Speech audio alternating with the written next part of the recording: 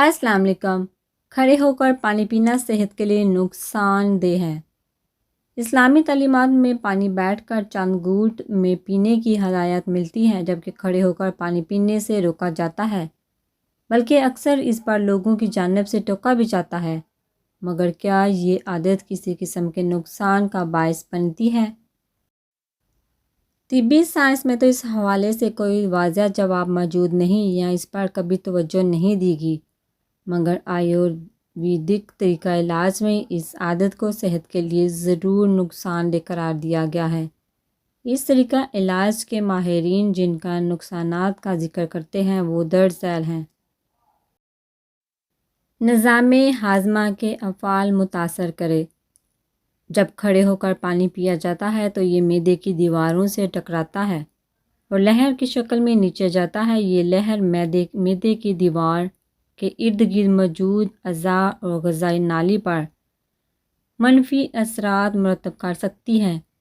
طویل مدت تک اس مشق کو اپنانا نظام ہاضمہ کے افعال متاثر کر سکتا ہے۔ گردے کے افعال پر اثر انداز۔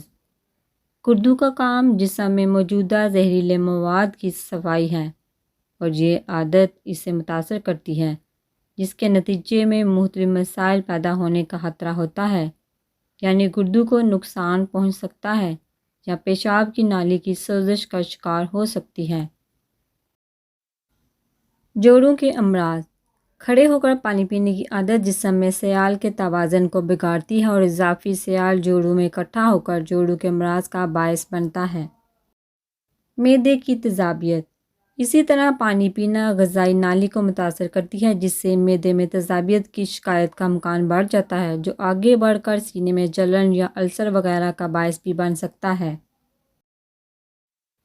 پیاس نہیں بجھتی۔